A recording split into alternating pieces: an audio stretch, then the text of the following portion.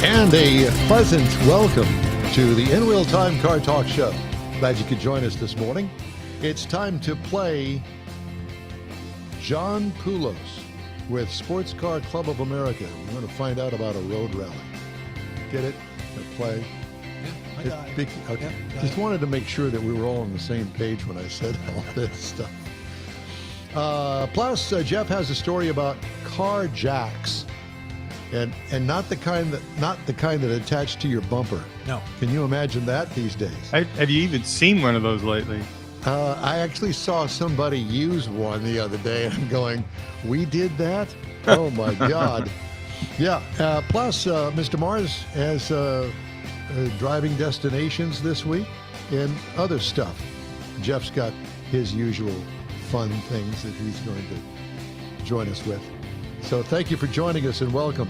Along with Mike Out of This World Mars, we always need more Jeff Zekin. I'm Don Armstrong. David Ainsley is listening, monitoring, and doing his engineering thing from bed this morning because he stayed up way too late partying last He might night. not even be home yet. Well, there is that. I didn't think about that, but you're right, because he is the party animal. He is an animal. Welcome to the show anyway. Thank you so much for joining us today, and it's good to have you with us. So we got a great guest, John Poulos. He is with SCCA, Sports Car Club of America. And John, good morning, and thank you very much for joining us today from the Dallas-Fort Worth area. Good morning to all. Thanks for having me. You bet. And so rallies, well, first of all, let's talk about the SCCA to kind of build a little base here. Sports Car Club of America. Who are you and what do you do? Well, we're a preeminent car club formed shortly after World War II, and we have 60+ thousand members all over the country. There's over 100 regions. That's partitioned into regions. I happen to be with the Texas region. We've taken the name Texas. It's really North Texas, Northeast Texas, and down to Waco. And you're one of those that has that funny accent from Wisconsin or something. Interesting. Well, actually, I'm originally from Chile. Okay. All right. A little further south. Yeah. A little yes, further yeah. deep south. Deep yes. South, yeah. Well, they make cheese in Chile, don't they? Yeah, I'm sure. Well, it tastes good in Chile. Different- Go ahead. So the SCCA, we, as many people must know, we have regions, including one down there in Houston. We have a program up here, very active. We do club racing, time trials, HBDs, those are track days, which I enjoy, autocross, something called street survival. That's really about coaching essentially teenagers how to drive safely under extreme conditions, and road rally. I lead the road rally program. Down in Houston, I think there's a rally cross, which is more of a speed event. But road rally is, in full disclosure, because I enjoy taking my car on the track, but for full disclosure, road rally is not a speed event. At least it shouldn't be. You're on public roads, and there's all different types of flavors of road rallies. And it's all about precision driving, expert navigating, and puzzle solving. There's different types. Some of them are, you might have for time, speed, distance, where you're driving very precisely, trying to reach certain waypoints at the figured out perfect time. You're trying to arrive no later or earlier than the assigned time. Others are more like gimmick rallies, scavenger hunt type things. But the skills that are important in road rally are, as I say, very precise driving, careful navigation, good observation skills, clever wit at times, and importantly, communication. You need, in almost all rallies, you need two people, a driver and a navigator in the car. You're using instructions, and it's not safe to do it with the driver doing that. Yeah. Well, I have to tell you, John, that there was a time way back when I joined up a Corvette club, and this Corvette club did a dual kind of event with an SCCA event here in the Houston area. And I had never experienced anything like it. And it was tons of fun. We had a navigator, and with obviously the Corvette Club joined in the SCCA to do this thing. And it was one that you were talking about where it was you had to meet certain requirements at each stopping point, if you want to call it the waypoint, as you said. And you marked down your time, where you were at that sort of thing. There were no cell phones, there were no computers, none of that stuff. You had to do it all by hand, and your wit and understanding of the course. Now, part of the thing that I was on, you didn't get the map till about 30 minutes before you left. So you tried to figure it out overall to begin with, but then you had to go step by step through it as you're driving. It was about a 2 or 3 hour event, if I recall.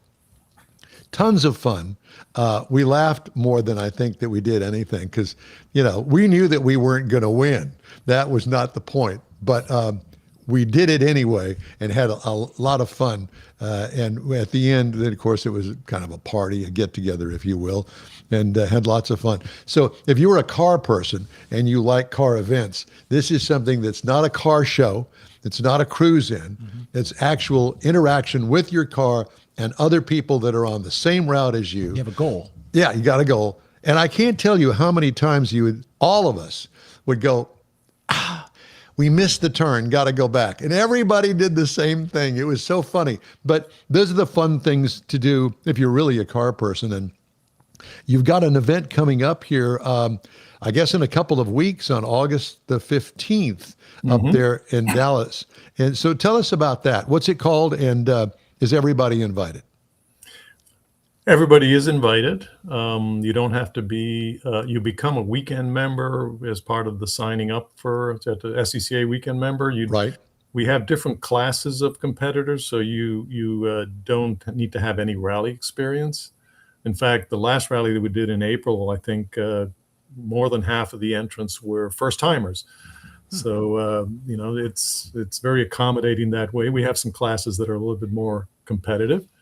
This one is very much like the one you're relating. This is a shortest distance map rally. Most rallies, we tell you what the route is. This one is one where you figure out the route.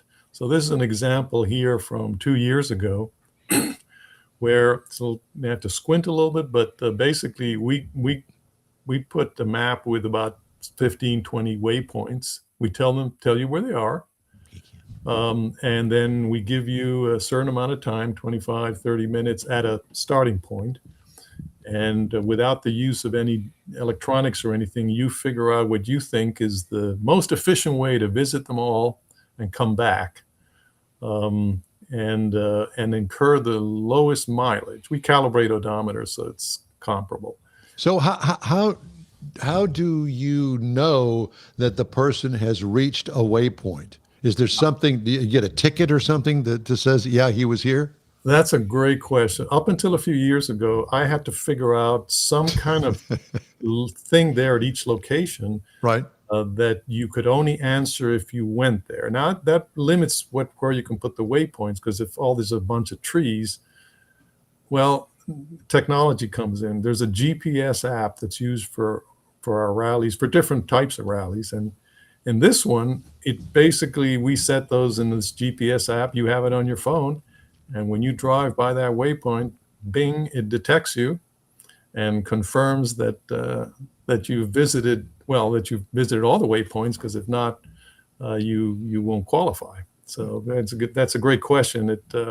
It used to be a lot of rally stuff. The other rallies, 2 times speed, you needed a lot of people to put them together. Yeah. The billboard with the young toddler with the diaper halfway down being some sort of a suntan commercial at that particular waypoint. That's what we used to do.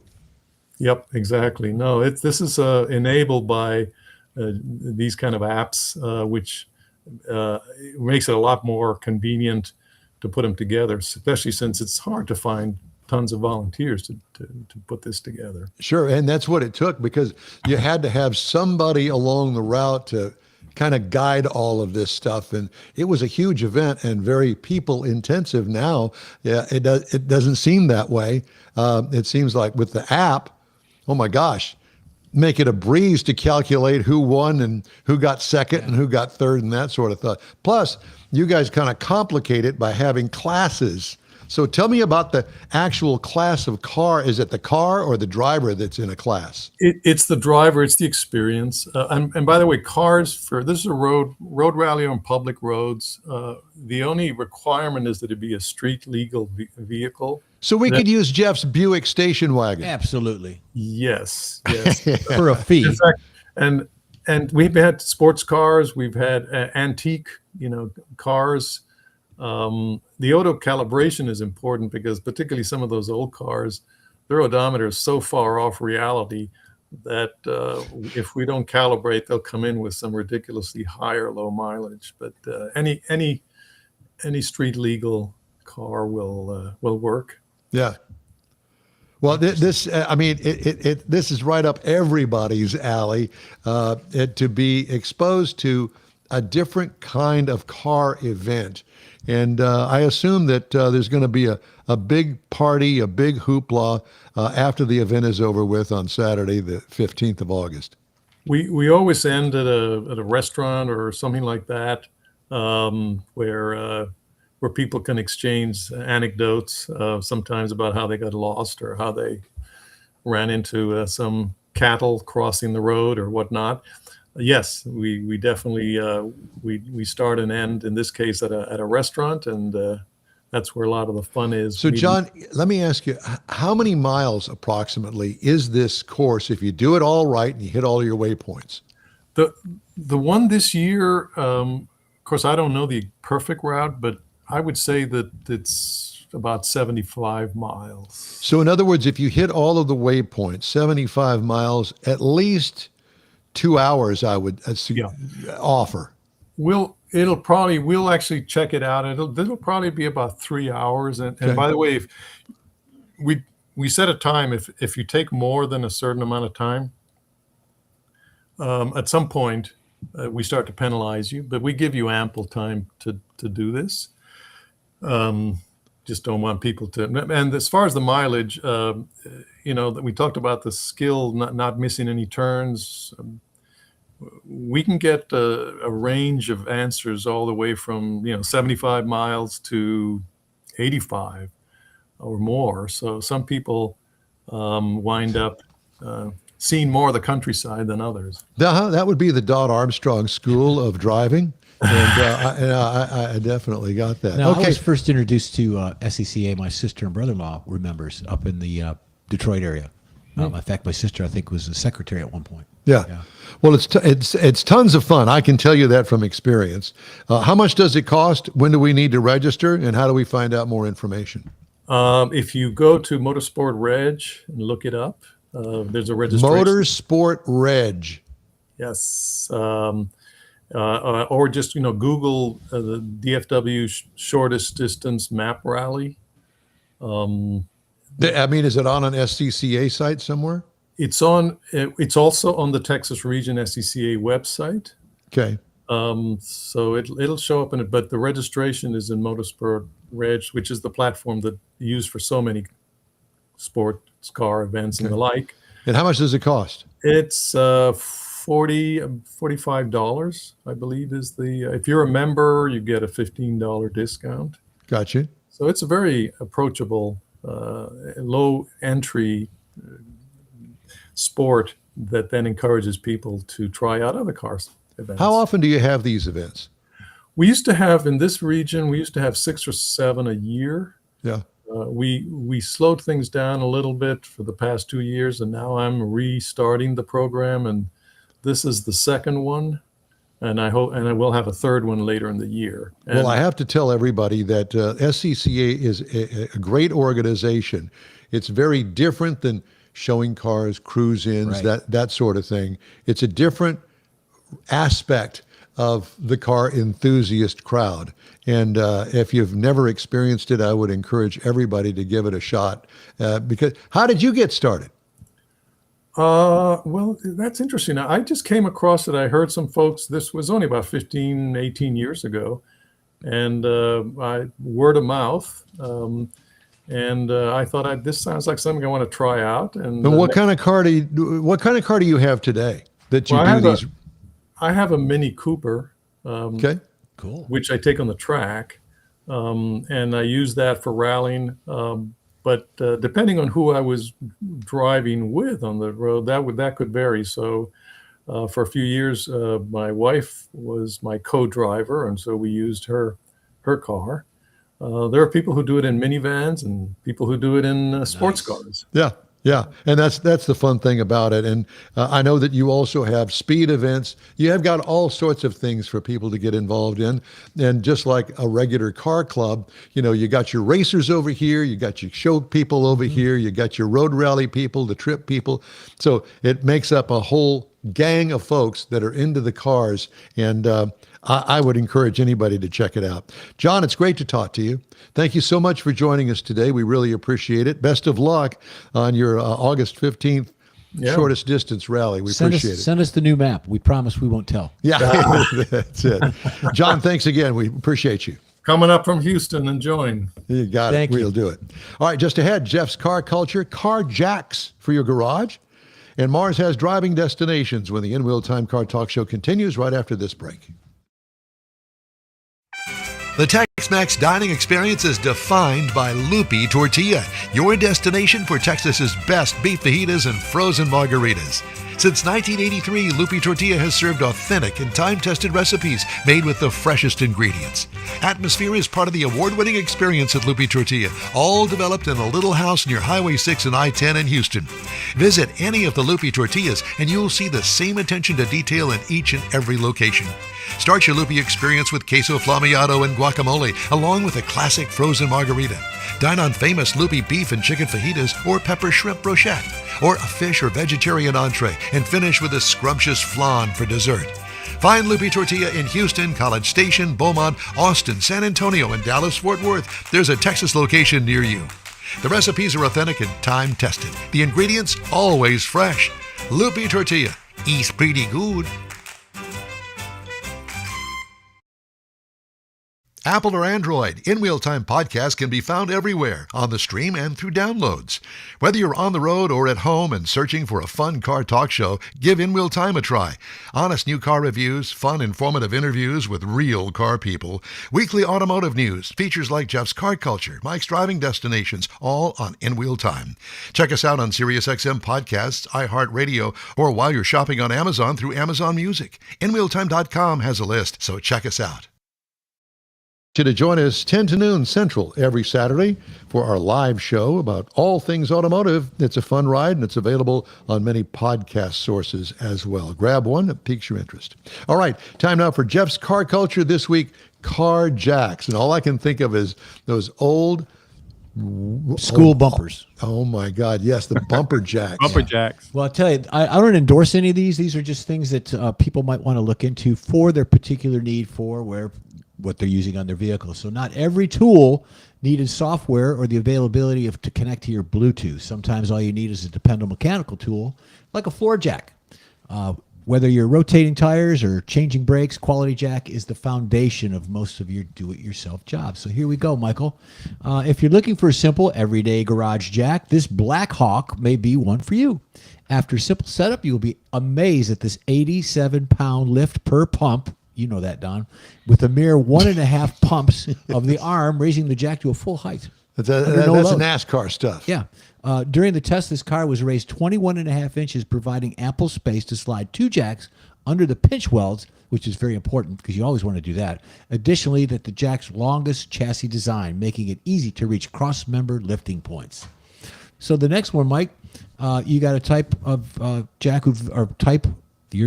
if you're the type who values efficiency and convenience, the Power-Built Unijack combines a classic bottle jack and jack stand into one space-saving tool. Very cool. In terms of safety features, the Power-Built was one jack tested that offered the most tactical safety feature, utilizing familiar lock-drop mechanism that you're used to seeing on jack stands and other hydraulic lifts. So this is more of a mini professional total car lift. The one downfall was the short lever, which resulted in a low pump to lift ratio. So it's a little bit more compact. The next one, Mike, is a slick. I'm sorry, sick and tired of watching the cost of living rise by inflation. Why not watch your vehicle rise by inflation with a Viver pneumatic jack instead? Hey, how about that? With the entire different modus operandi, this jack requires a compressor to operate. Attach the compressor, slowly open the valve, and watch in awe as the jack lifts an impressive rate. Experts say lifting and lowering the jack at variable speeds, it takes a little bit of practice, but it's possible to learn it in just a little bit. You have to be careful of the height and the lowering availability, closing the valves off and such. So the maximum height measured is 15.8 inches. Plenty of room to lift the front vehicle for jack stands and a quick tire stop. That's a pretty neat little thing there. I like that. Unless your vehicle is a military-grade tank, you'll be hard-pressed to find a car in your fleet that the Big Red can't lift. The Big Red has an impressive weight capacity of 8,000 pounds, and that shows its heavy-duty steel frame and reinforced lifting arm. Another thing about the Big Red is that the low-profile jack can be used in low-profile vehicles. With low height of 3.8 inches at its lowest setting, the max lift of this is 20.5 inches. The lifting range is versatile enough for a variety of cars, strong enough to handle the heaviest of the lot. So that's a pretty good little jack there. Last one, Mike. If you're looking for low, light, and long-lasting trusty jack, the Pittsburgh low-profile aluminum racing jack may be just what you're looking for. The low-profile design is specifically tailored for vehicles with minimal ground clearance, making it a great choice for racing enthusiasts or low-profile vehicles. Experts say what makes it different is the traditional floor jack is aluminum material design. Weighing in at 24 pounds less than the next size up makes all the difference in maneuverability and portability. So it's important to move those things around. If you put it in your trunk or the back of a pickup, you got to have that lightweight and also be able to lift your vehicle up. So again, check them out. If you've got a specific need for it, be it racing or just everyday do-it-yourself stuff, check them out. Man, my Corvette, even the lowest of the low jacks, I still have to get under there and kind of Yep. Give it an ease elbow. that thing up, just like a quarter of an inch to get the jack underneath there. Yep. And there are 4 jacking points on the car, 2 on each side, and you're supposed to have what is called a puck, and it's a thing that goes into the frame, and you twist it to hold it there. Lock it in. So that makes it even lower because the puck is probably about half to 3/4 of an inch thick. Yep. What a pain. All right. Well, there you go. Thank you, sir. Yep. All right, Mr. Mars, time now for driving destinations. I know you've got something fun and exciting for us. It's different. Let me put it that way. So, it is hurricane season down here along the coast. We just recently had a little tropical storm, and everybody got all hot and bothered over it, thinking that we were going to get washed away again. But there's a lot of things that we have done in this area, particularly in Houston. Houston wasn't simply built, it was engineered. And so a lot of things happen behind the scenes with the reservoirs, bayous, and channels to kind of help check some of that flooding that goes on in one of the country's biggest cities. Now, the first thing that we're going to talk about is the Addicks Reservoir. Now, this was built by the U.S. Corps of Engineers after the floods in 1930. This is when this started. It's not really a lake in the traditional sense. Most of the time, it just looks like a big plain, or like a big prairie or something out there, like a big park, a green space inside of Houston. But it's designed so that it will store billions, literally billions of gallons of water to keep it from rushing downstream into Buffalo Bayou and right down into downtown Houston. Now, the earthen dam there actually stretches for miles. A lot of people drive by it. They don't even realize what they're really looking at, but it's really part of the flood control structures. It was all engineered for this purpose, but they also used it to create some parks. There's some trailheads that you can actually go to, park, go do some walking out through the open basin whenever it's not full of water. The second one we want to look at is the Barker Reservoir. Now, this is just south of Addicks, and it's kind of the twin that works together with it. And the two of them, they create the largest flood control project in Texas. They work as a team, they hold the storm water, and they release it slowly as the weather clears. Now, during Hurricane Harvey, when my house in particular, I know it flooded, both reservoirs reached record levels, and that just gives you an idea how much water they will hold. But again, they've created parks. They've engineered this so that they got use when it's not flooding to create parks. You can go fishing, you can go hiking. There's a lot of areas of picnicking that you can do with these areas. Then the third one that we want to look at is the Buffalo Bayou itself. Now, Houston knows that as a big scenic park. You can go kayaking, you can go jogging down the trails, but the real purpose of that is part of flood control. It's one of the main drainage arteries, and it brings the storm water from West Houston that traditionally would flow right through downtown, and it funnels it out into Galveston Bay. And again, there's a lot of parks and green spaces that go along the way, and so it's not just for recreation, but it does, because of the spacing, the way they're designed, it looks like a big slope that goes back, almost like you would consider a beach, but it's a green space. That's so that it can hold even more water. The fourth one we want to talk about is Terry Hershey Park.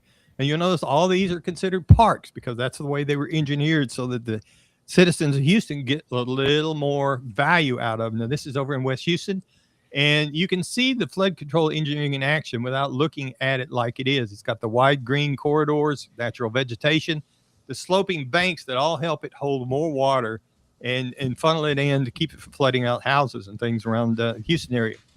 The last one is the most unique one, is the San Jacinto Monument. Now, this is going to seem kind of strange as a flood control tour, but it is, again, part of the flood control that you can see the bigger picture if you go up into the observation deck at the top of it. Now, you can see out over the Houston Ship Channel, Galveston Bay, the waterways, as well as like the area right there around it that holds water, the bayous, the reservoirs. All that's part of a system that has been, over the years, kind of engineered with the natural flow of things to try and lead everything out into the Gulf of America. And so this is really one of the best places you can go to see the parks, see how everything kind of fits together. It's a great view from up there if you've never been up there. And I can tell you from experience, if you go to the San Jacinto Monument down there to the San Jacinto area, take lots of mosquito spray because, boy, yeah. I'll tell you what, it can get brutal, especially at certain times of the year. Thank you, Mr. Mars. In Wheel Time Car Talk Show continues right after this quick break. Stay with us. Wrong button. Your car is a direct reflection of you, so don't be satisfied with color fade or a dingy, dull appearance. Get rid of those terrible automated car wash scratches. Gulf Coast Auto Shield is your Save the Paint company. John Gray and his team of detailing experts can help your cars finish without a full repaint. Searching for real experts in window tint or windshield protection? Gulf Coast Auto Shield. Dash cams, radar detectors, Gulf Coast Auto Shield. Got a new car? Get it protected as soon as you take delivery. If you don't know which of the multitude of protection products to go with, John Gray will give you an honest opinion and won't sell you something you don't need. John will help you understand the many options and pricing right on the spot. He's your guy to have your ride looking its best and protected too. See the state-of-the-art shop yourself. Free tours anytime. Gulf Coast Auto Shield is easy to get to, located just south of the Southwest Freeway on the Sam Houston Parkway. Gulf Coast Auto Shield, full-service luxury car care today and online at gcautoshield.com. Gift giving should be meaningful, and we have an idea. A hand-painted custom illustration of your car from one of the nation's leading artists. Now you can get one or a car show poster customized for you, a friend, or a loved one. Bill Seitz will be happy to guide you through the process. No matter what the day, birthday, anniversary, or any day, an Autographics custom illustration adds an extra touch of class to any home. Call Bill today, 832-922-0963. That's 832-922-0963. And welcome to the In Wheel Time Car Talk Show. Just ahead, the guy that knows everything about cars, the famous left coast lover, Jack Nerad. Jeff has the cruise in and events calendars, plus this week's top automotive news stories. We got some good ones for you today. Howdy, along with Mike Out of This World Mars. We always need more Jeff Zekin. David Ainsley is taking a day off, kind of. He's monitoring us. Yes, he is. Ready to point out any and all mistakes. He takes that we days make. off. He is. Any day that ends in a Y, he takes off. Yeah. Have you gotten any nasty remarks yet, Mars? Oh, yeah. I've been off screen kind of doing some checking on some stuff he's throwing our way. Oh, great. Well, there's that. Is Jack with us yet? Yes, sir. Oh, okay, good. Well, I've got a little story here before we get to him. California new car buyers bought more hybrids than fully electric vehicles in the first half of this year, breaking a 4-year EV lead and giving dealers a boost over direct sales brands, Tesla, new data shows. Hybrids made up nearly a quarter of California's new vehicle registrations, while EVs accounted for 16%, according to data from California New Car Dealers Association. While California remains the nation's largest EV market, some analysts see hybrids outpacing EVs in coming years as Toyota, Honda, and other brands expand their gasoline-electric combo lineups. States shift from EVs as part of a broader U.S. trend following the September 30th repeal of the federal EV tax credit. Ladies and gentlemen, here he is, America on the Road founder, host, and our Karnak the Great, Jack Nerad. Yeah. So good to be with you. Well, thank you. I've learned so much already. you have About not. yourself. You always tell us good things. So I just thought I'd throw that in there because Mr. California here, Jack just got off the beach and you look fabulous. The tan is fantastic, and I know that your wallet is a little lighter because of the price of gasoline out there. Yeah, absolutely true. It's still well over $5 out here, and maybe that's why people are buying so many hybrids. I think they're buying a lot of hybrids too because there's many more to choose from, right? I mean, a lot of Toyotas are hybrid only. Yeah, and that's what I kind of wanted to focus our attention on. And if you've got something that you wanted to throw in there, feel free to do that at any time, Jack. But my daughter is coming up on an end of lease thing with the Nissan Rogue that she loved. But she's ready to move on. And I told her, I said, I think, because she drives a lot and she takes lots of road trips on business to Austin, San Antonio, sometimes to Dallas. And I said, I think that your best bet would be a hybrid. I just got out of a Hyundai Elantra hybrid that got 47 miles per gallon in the week that I had it. Jack, who would have ever dreamt of something like that 5 years ago? Yeah, it's crazy, huh? We were testing, and we'll talk about it on our show coming up, the Kia Telluride, the new Kia Telluride hybrid. Right, yeah. It's got something like 600 miles of range with a full tank of gas because of the great mileage that it gets, something in the 40s, I think, or close to 40, with a big 3-row SUV like that. It's kind of crazy, but 40 miles in a big 3-row. Yeah, exactly. That's hard to believe, but that they're out there. And I guess if you're really into cars and you do what you're supposed to do and do your homework when you're selecting a car to buy, that you would probably at least run across something that will tell you that they're out there. So that's one that you have driven lately. Is there something that you haven't driven that you're looking forward to? There's so many of them. I haven't driven very many General Motors cars in a long time, and I'm about to drive like the new Escalade, the Escalade EV. All of those vehicles would be fairly new to me because I haven't been in them in a while. So I'm pretty excited about driving that kind of stuff. The way that this whole thing has evolved with EVs, and let's face it, I mean, the hybrids I meant to say, is that if I'm not mistaken, it was the Toyota Prius that really kind of started that whole thing. And back in the day, and I guess still there are some folks that make fun of them, but the car actually looks pretty darn good, and it's still with the same basic technology that they had, 20 years ago, Jack? Yeah, in a lot of ways. And the funny thing about the Prius, too, is as it's gotten better looking, it's gotten less popular. You see fewer of them. And I think the new one is very good looking, but I think there's so many hybrid choices now, and Toyota gives its buyers a lot of hybrid choices. That's certain. Maybe there's no great reason to go, I'm going to get the Prius versus say a hybrid version of the RAV4 or something like that. Yeah, many more choices. Yeah, I say that because Laura today is actually looking at a Toyota. She's looking at a RAV4. Well, that was going to be my point that I was going to make is that if I were going to look for a hybrid, I think that I would look at Toyota first, only because they have had a lot of success and an innovator really of the hybrid process. And you never hear of a recall of a Prius. You just don't do it. And I think that they've got a lot going for them. As a matter of fact, if I'm not mistaken, Jack, that whole technology has been coined and used by other manufacturers in their pretty process. much almost licensed by Toyota. And I think the Ford and Chevrolet, for example, the big American brands are kind of being left out in the cold in this hybrid thing. I mean, they've gone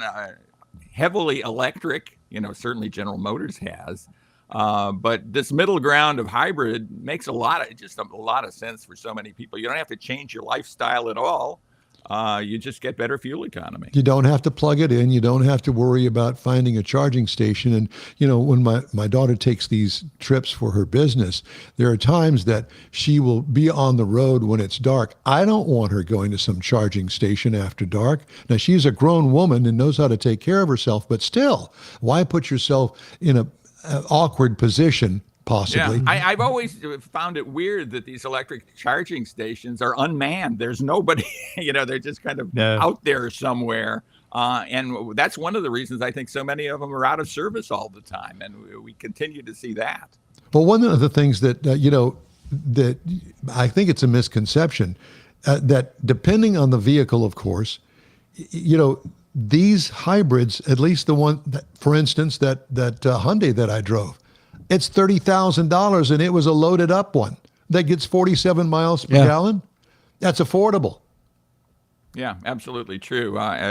You have to do the math on hybrids a lot, and maybe the plug-in hybrids are not the way to go because the premium is so high.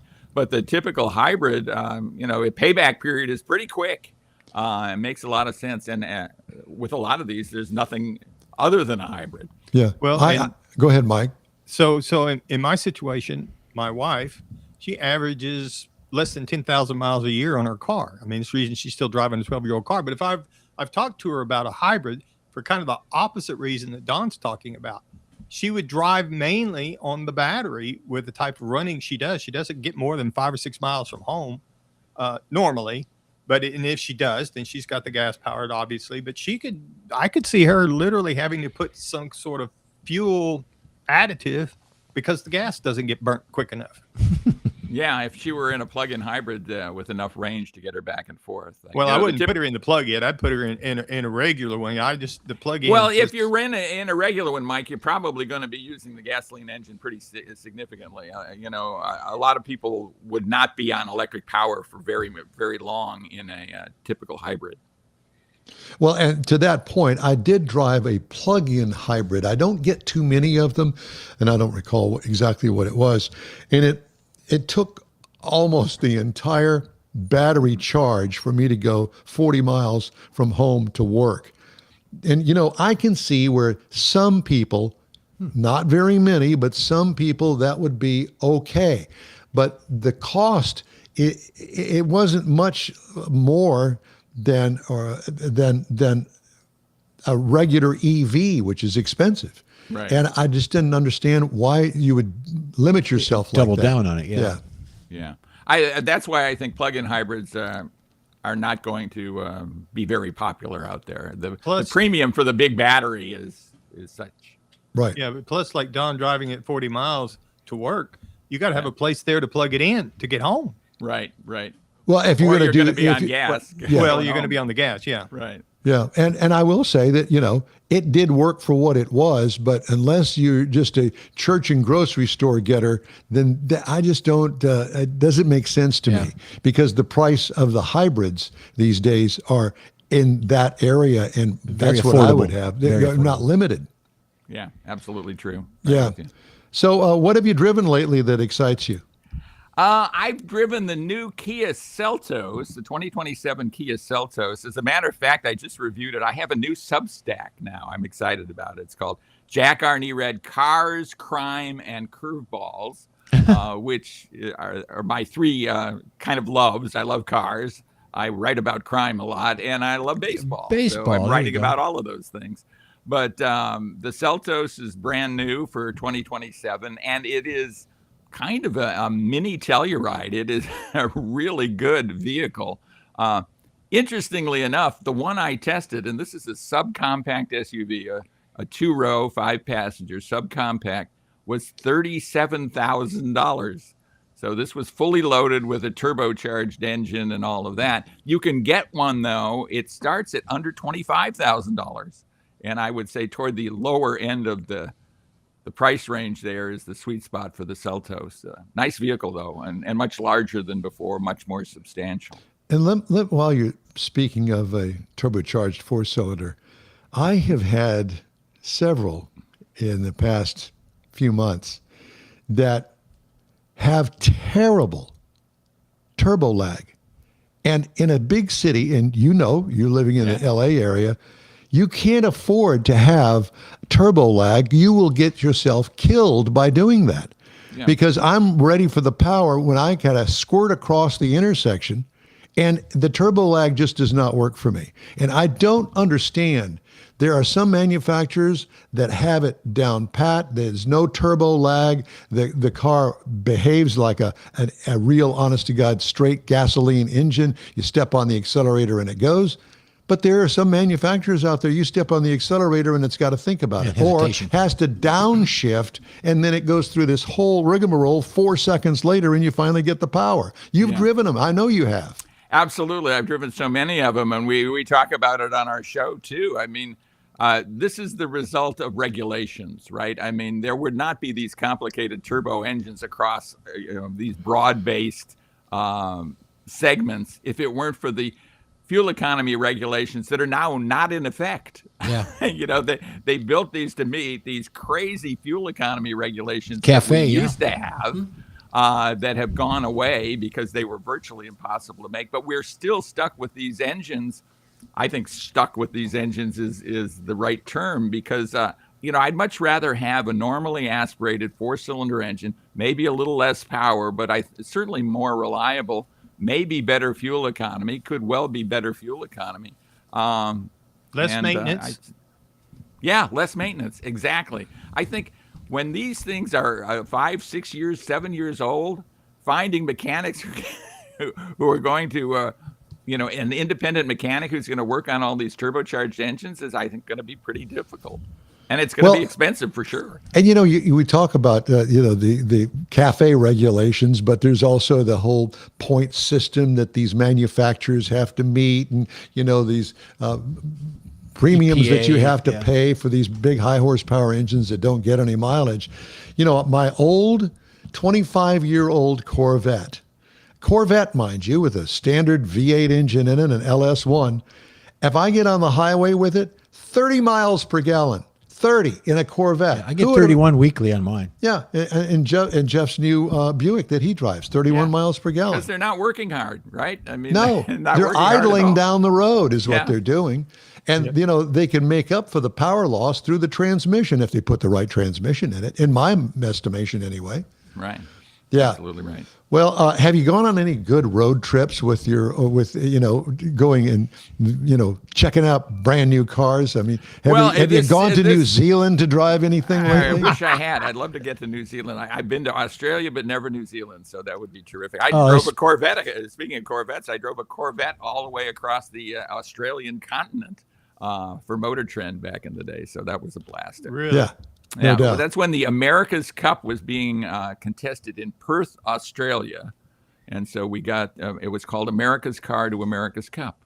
And we drove across the continent to do that. It was a blast. It was really you'd mentioned the fact that you haven't had many GM cars, and I haven't either. And I think that it goes to say that they're not holding a whole lot of hope out for us journalists in getting us the cars. And to me, my sales pitch is always, hey, you're getting free advertising. Yes. By letting us journalists, because we're going to write an article about your car. You can't buy that. You're not going to buy me, in my opinion on it. And same thing for you. Right. So why not goose up the press fleet? I could be bought. Yeah. Okay, yeah. I agree with you totally. And I think Tesla is probably the master of that, right? I mean, keeping Tesla out of journalists' hands has been their gambit from the beginning. And I'm not sure why, especially when Tesla was new. I think they really needed that. But it's interesting to me what cars we can get and what cars we can't. And I think if a manufacturer is really proud of the vehicles and is confident in the vehicles that they're building and think there's a market for them, they're going to put them into our hands and we're going to be able to test them. You Well- mentioned Tesla, Jack. Back in the day, they did send some out to some of the regional press associations events. And the two that I saw at the Texas event, Texas Auto Writers Association, Right. they didn't make it through the weekend. They had to tow them off.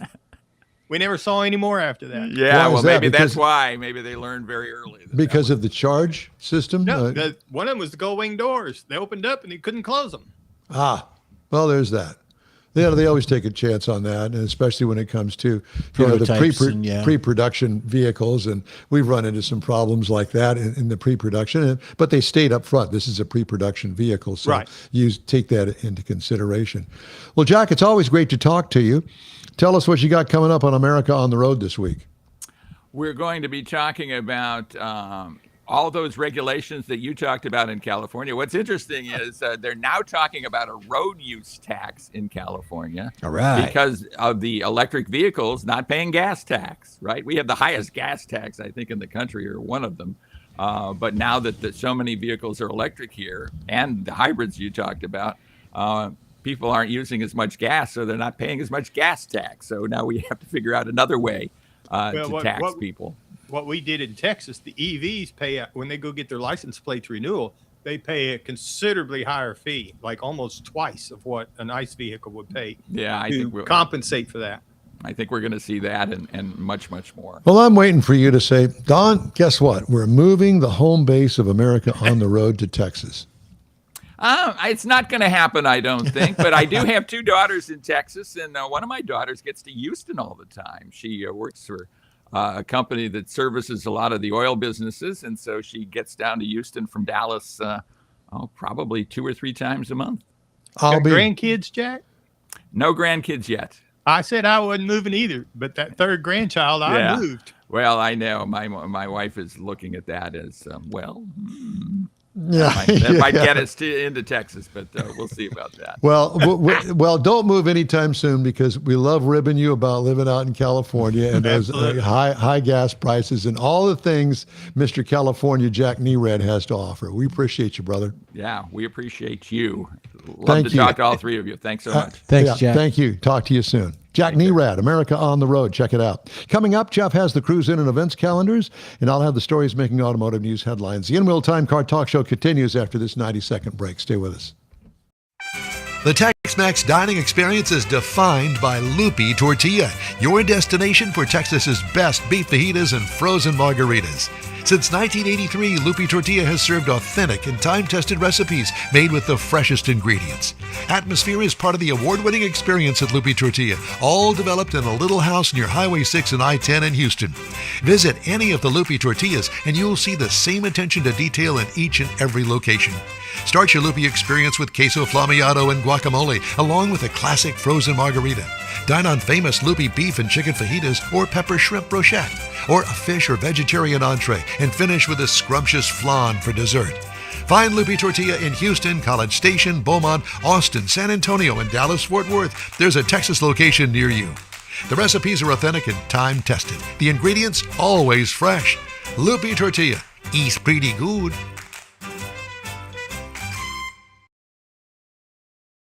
The In-Wheel Time Car Talk Show thanks you for 15 wonderful years. Yep, our first show aired May 7th, 2011 on a local radio station. Then it was a move to the digital world and social media, and you followed. Thank you. We continue to build and grow our fan base, and it's all because of you and your auto enthusiast friends. We appreciate your support. It's always great to see you at our remote broadcast, too, and we hope you'll continue to stop by and say hello. It's been a great ride, and we hope to bring you more fun and adventure right here on the In-Wheel Time Car Talk Show. Be sure and join us for our live show every week. In-Wheel Time airs Saturdays, 10 to noon on Facebook, YouTube, at InWheelTime.com. And, of course, if you miss it, you can catch 30-minute podcasts from this show at your favorite podcast store. Thanks for joining us today. Time now for the cruise in and events calendars, Jeffrey. Here we go. We got one today. It is going from 6 p.m. till whenever it closes down. It's the East Side Ride Saturday Night Cruise In. It's in Baytown, Texas, Michael, and the entry fee is free. Then you've got one for tomorrow. It's J&J Swap Meet and Car Show. It's in Rosenberg, Texas, not far from here. It's an open car show and swap meet. Entry fee, if you want to show your car, it's $20. Another one tomorrow, 6 a.m. to 10. It's in the Woodlands. It's Cars and Coffee for a Cause. It's at 9595 Six Pines in Woodlands. I think that's up over there by Cynthia Woods. It's an open cruise-in. Entry is a donation, so be generous of your donation. I got another one for tomorrow, 10 a.m. till whenever. It's Torqued Saturdays. Torqued Sundays, I'm sorry. Today is Saturday. It's at Nose Cafe. Torqued. Yeah. Spring Stubner Road in Spring, Texas, and the entry fee is free, so be generous with free. 8 a.m. to 11 p.m. tomorrow, Coffee, Cars, and Donuts in Whitehall Cafe. It's in Navasota, so that's a nice little cruise going on up there. Go towards College Station and all that stuff. Be a nice little road course. Tomorrow, also 9 a.m. till whenever, Corvette meet at 8715 Spring Cypress Road in Spring, Texas. It's Corvettes only, dang it. So the entry fee is free. So don't bring your Ford. It's only Corvettes. Another one tomorrow, 6 p.m. to whenever, car meet up at D&M True Value. Got to mention True Value in Willis. So go on out there. What you talking about, What Willis? you talking about, Willis? All right, some of the stories making headlines this week. It's funny because I don't hear a whole lot about it. Not since it happened. There was a huge earthquake in Japan. Yeah. Well, that deadly earthquake sent more automotive factories offline July 31st, yesterday, with Toyota, Nissan, Mitsubishi, Daihatsu suspending output after the disaster disrupted key suppliers, including Aisin and Renesas. The shutdown will extend into the first week of August, likely erasing output of more than 10,000 vehicles.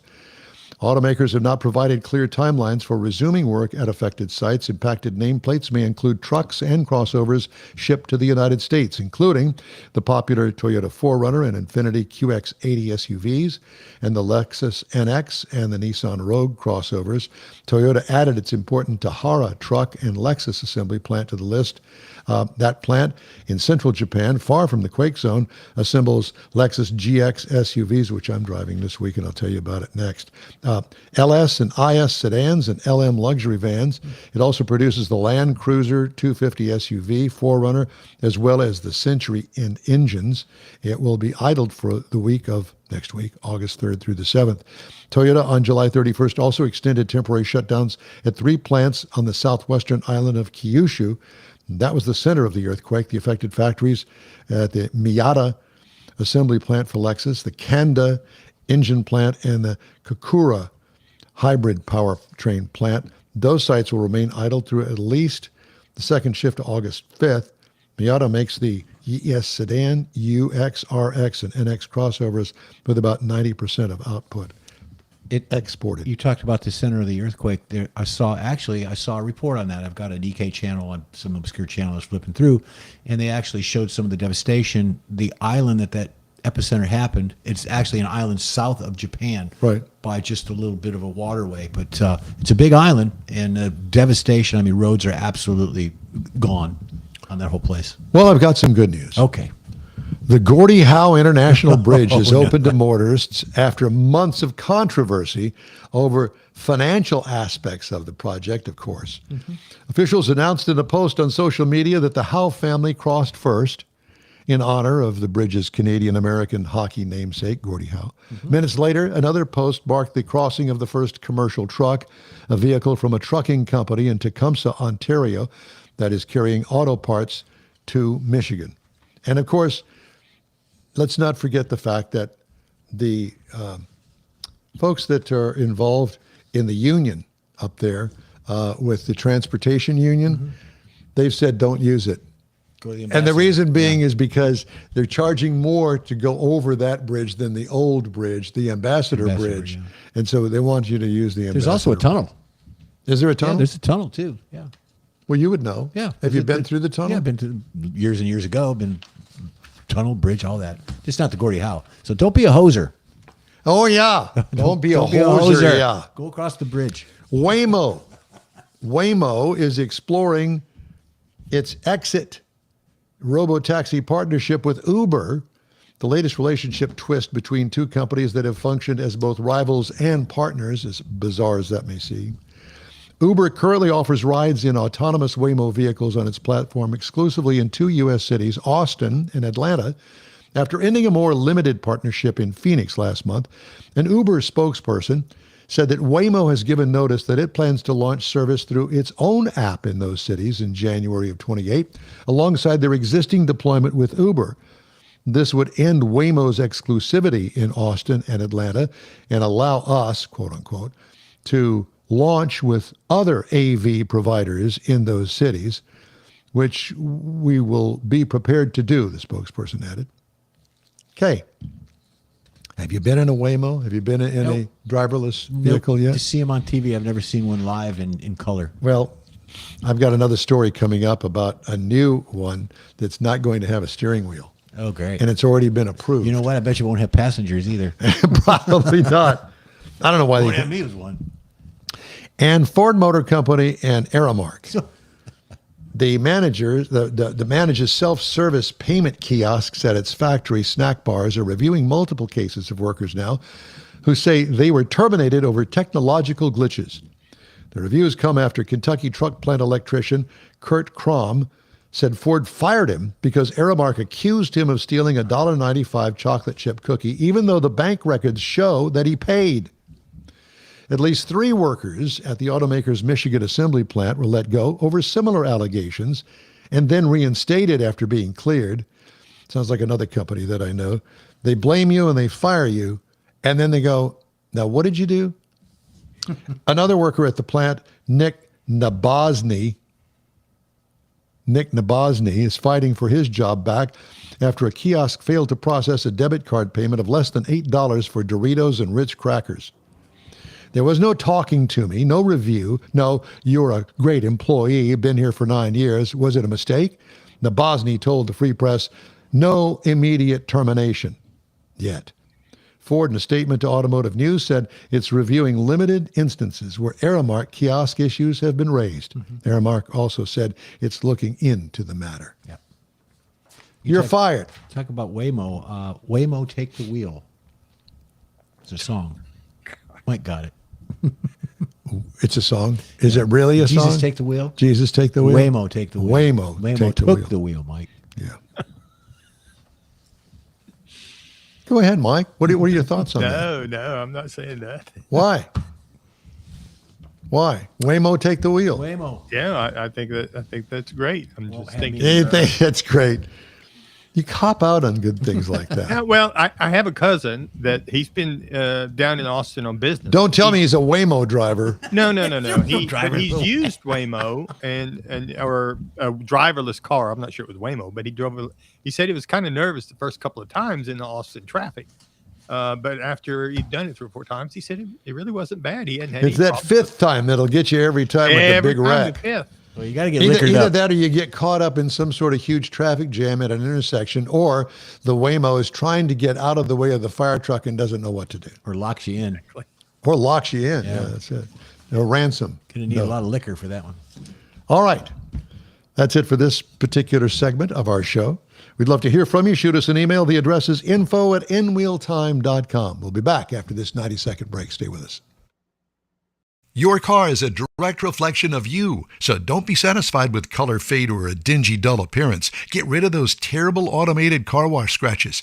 Gulf Coast Auto Shield is your save-the-paint company. John Gray and his team of detailing experts can help your car's finish without a full repaint. Searching for real experts in window tint or windshield protection? Gulf Coast Auto Shield. Dash cams, radar detectors, Gulf Coast Auto Shield. Got a new car?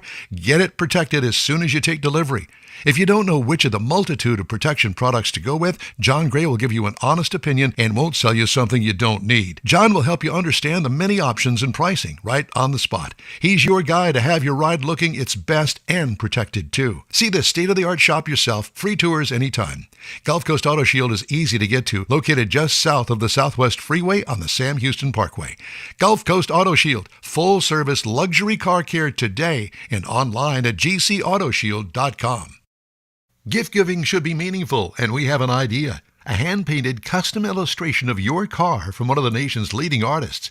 Now you can get one or a car show poster customized for you, a friend, or a loved one. Bill's sites will be happy to guide you through the process. No matter what the day, birthday, anniversary, or any day, an Autographics custom illustration adds an extra touch of class to any home. Call Bill today, 832-922-0963. That's 832-922-0963. From Texas, USA, it's the In Wheel Time Car Talk Show. Just ahead, we talk to the Ford Motor Company about a thing called Ford Secure. We'll tell you all about it. All right. Jeff has the Motor Minute. I'll review the all-new Toyota RAV4. Howdy, along with Mike out of this world, Mars. We always need more Jeff Zekin. Engineer David Ainsley. I'm Don Armstrong. So glad that you could join us today for the live version of the In Wheel Time Car Talk Show. If you're listening on a podcast, we thank you very much for doing that as well. All right. We'll assume that this is a Detroiter or Detroit area guy. Ford Motor Company, Ian Groton Weiss. Okay. I know that I'm not the only one that has screwed this up. And we actually had somebody, Definitely not. Definitely not. Sometimes it's tough for me to get it, too. Yeah, well, and actually, I asked Mars, I said, so how do you pronounce the guy's last name? So late last night, Ford Motor Company sent us a pronouncer, and of course I screwed it up. So why don't you tell us what your last name is? Yeah, it's Ian Grotenhuis. Yeah. Grotenhuis. Oh, just like it's spelled. Exactly. Yeah. That's it. And you're from Argentina?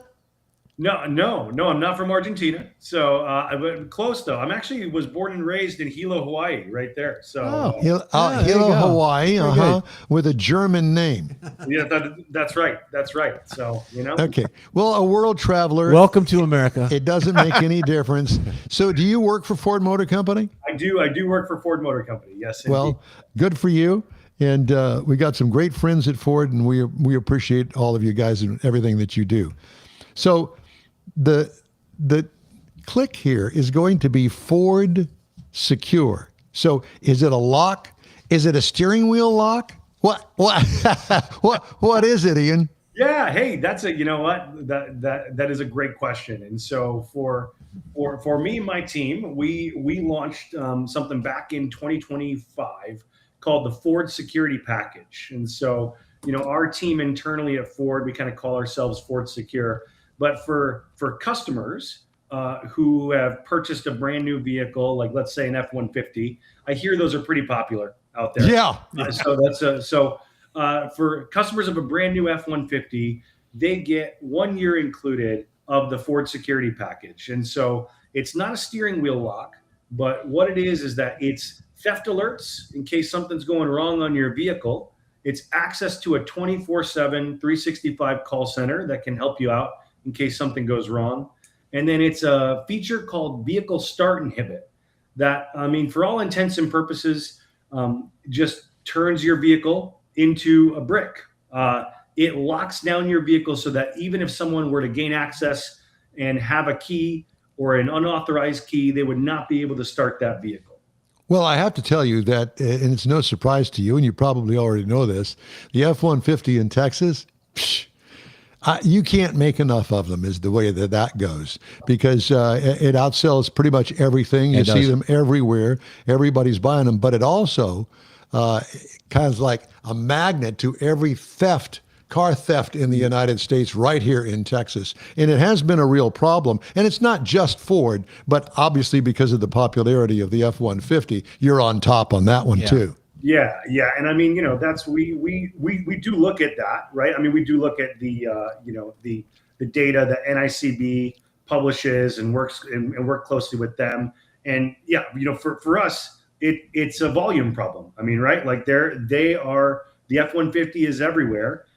Therefore, they become a target, right? And so that is why, though, we have products and features like the Ford Security Package, because when you just invested in the Ford brand, or spent thousands of dollars buying a brand new automobile, we want you to be able to go wherever you want, to park wherever you want, and to walk away from that vehicle having peace of mind, right? So that's really my goal, my team's goal is trying to provide that peace of mind that, hey, you know what, my vehicle won't be able to be stolen, even if there's a key present, right? So that's the idea. So Ian, so you put that technology in the Ford pickup, and you say the year is free. What is the cost after that, and what happens if someone doesn't want that? I mean, how does that all work? Yeah, that's a great question. And so we, like for me personally, and then how we're offering the product today, we're not trying to nickel and dime our Ford customers who just paid a lot of money, for a brand new truck. Right. But now, again, not everyone is in a situation where they want to use vehicle start inhibit or where they feel like they need theft alerts, right? Now, we do feel like it offers immense value, and so we want those customers to be able to try it for a year. So after a year, the cost is only $7.99 a month.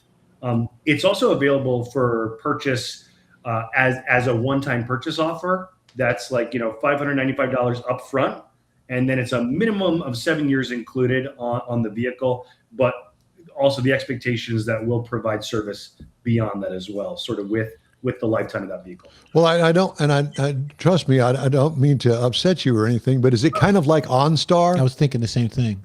Yeah. So there's a lot of similarities, right? And so for us, one of our biggest differentiators is this vehicle start inhibit feature, right? And so for me and my family, I have a 2024 model year F-150 that I loved so much. I bought it, right? And now it's got a rooftop tent on it. Okay. So I have to park it in the driveway. And so for me, every night, like before I go to bed, I, slide the slider in the Ford app and toggle on vehicle start inhibit. So that for me, that just gives us the peace of mind that, hey, no one's going to be able to, even if they were to gain access to the vehicle somehow, right? So for Ford as a differentiator, the reason why I use that example is we looked at the market and we saw a lot of reactive features. And again, I'm like, we have some, so I'm not trying to discourage that from happening. But let's say you were to get one of our theft alerts that said, hey, potential intrusion, someone could be in the cabin of your vehicle. And then we didn't give you any action to be able to take after that. Well, that's not really helpful, right? So for us, we wanted those reactive, like, hey, what's happening on my vehicle? But we also want to give you a tool to be able to do something about it, right? And so that's kind of the Ford differentiation when it comes to the Ford security package. So you mentioned this is a 2024, well, obviously not a new vehicle. How far back can you have this installed on your Ford truck? Yeah, so for 2024 model year F-150 and Super Duty was the first vehicle lines that we launched on. So those are probably the oldest, most capable vehicles of the Ford security package, and then it grows from there. So this year we launched on Bronco Sport, and then we're kind of continuing with the rest of the vehicle lineup.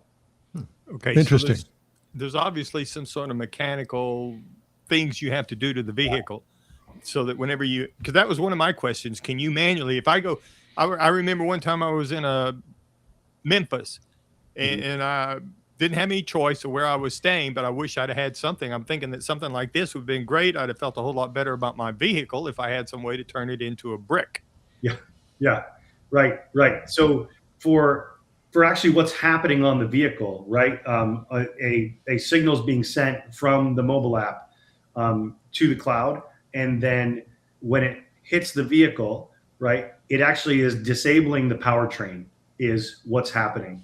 And so that's where, the sort of embedded software on the vehicle works with the offboard software to create that feature and that capability, right? So if I have a 2025 Ford F-150 that doesn't have this on it now, what do I do to have it installed on my vehicle? Oh, great question. So these are rolling off the line with the capability. So when you go and purchase it from the dealer, they'll walk you through what capability exists on the vehicle, and then it's as simple as adding the vehicle to your Ford app. Right. And then you get a little prompt within there notifying you, hey, Ian, you got 1 year included of the Ford security package, right? There's obviously some terms and conditions. And once you read through those, then you accept, and then you just activate it via the mobile phone. So, this is not I bought my 2025 Ford F-150 a year and a half ago, and now it's got 30,000 miles on it. Can I retrofit this on it? So all of the capability already exists on the vehicle. But unfortunately, I mean, it's you're saying a year and a half, and so if you didn't get an opportunity to activate the free trial, it would be available for purchase at that $799. So, Right. so it can be a dealer installed, or I guess what you would call, he could go to the dealership and say, hey, I just heard about this. I want it. I want to add it to my truck. And you can do that. So all of the trucks coming straight out of the factory have the capability. So there's actually no need to even go back to the dealer unless you have questions, or if you're interested in retroactively buying the one-time purchase, that is available through our dealers. And then obviously they're well versed on all the capabilities of the vehicle. But so if you have a year and a half old F-150 from that's like a 25 model year, you can go into the Ford app today and purchase the Ford security package. That will enable the services on the vehicle. So how have you been working with insurance companies to get any discounts because of a theft deterrent on the vehicle? Yeah, that's a great question. So we are exploring that right now, only from the side of, hey, can we offer some sort of benefit or discount to our customers, right? And we have a strict policy in which we don't share any data with insurance companies from our vehicles or our drivers. And so right now we have an active partnership with USAA for the Ford security package, that if you show them that it's active on your vehicle, they do provide you a discount. A lot of insurance companies are looking for historical data, years of offering in the market. So that's something that we continue to explore as it becomes an added benefit to our customers. Gotcha. So we could talk to our insurance company and see if they would, kind of like driver's ed for your kids or self-report. something like that. Yep. Yeah. And for if they $10 don't, a month- if you don't, then you can change insurance companies and Save Bundale. Or you might say, hey, we've never heard of that. Let's get with Ian but and we'll figure it out. For $8 a month, if you can get an $8 a month discount out of your insurance company, it becomes free. Yeah. Well, there's that. Mm-hmm. All right. So what else? Okay. This has been rolled out for a while. Yeah. And so, some of the fun things that, you can do is, to learn more. And again, I should preface this. It's not often you're talking about a security feature and fun, right? But we had a really fun opportunity to partner with a bear, right, to demonstrate the capability of. Was it Yogi? It wasn't. It Probably wasn't. Boo Boo. It wasn't Yogi. It was a little more intimidating bear than that. I'll tell you. But yeah, it was Tag the Bear, and so that's for me, I just go to YouTube to watch that commercial, and it shows kind of some of the capability, right? So, if your doors are locked, right, and someone were to somehow open that, even from the inside, right, you would get a potential intrusion notification. One of my favorite things, right, is just because we take this very seriously, and the factory reset in the vehicle, if you guys are familiar with that capability. Well, we put that behind a two-factor authentication, right? Because it can't be so easy for a thief to just gain access to your vehicle and, go into the screens and trigger a factory reset. So that now sends a notification to you, and you can say, you know what, that I'm not by my vehicle. That's not me. Deny, and then call the 24/7, 365 call center to get some help. So, and again, it just goes back. Oh yeah, sorry. Go ahead. I just one quick question just kind of went through my mind. So if I'm out and about and I see my son doing burn-offs in my F-150, can I brick that truck immediately? Yeah, You brick him. That's Well, until I can get a hold of him. Yeah. right. That's a great question. So obviously we partner like just like Ford does in all their vehicles and all the various areas that we have at Ford, we partner with the Automotive Safety Office to evaluate this. So unfortunately, for that scenario, the Automotive Safety Office doesn't like us just turning vehicles into bricks while they're driving, right? So, but in that use case, so the way it's designed today is you can actually send the command to the vehicle. At the next ignition off cycle is when that command will apply, right? So, but yeah, so no, so and again, we take safety very seriously, and so I mean, that makes sense. I just have to think. Oh, you guys think of everything. All right. So if a person is looking to this, I assume that the dealer will say to you, hey, this is available. It's going to be on the vehicle when you drive out of the showroom today. And these are the implications, and this is how you set it up and that sort of stuff. Where can I find more information about it? Yeah. So if you head to, Ford's Connected Services website, or if you just search the Ford Security Package, you'll be redirected to our landing page where you can kind of learn more about all the various features that I talked about there. So not the Ian Grotenheis cell phone, personal cell phone. It's funny. They had that idea, and then they're like, "Listen, your last name's too hard to pronounce. Okay, so we're just gonna." And now if they were really smart, they would have said, "We're going to turn this into a guessing game. How do you pronounce the guy's last name?"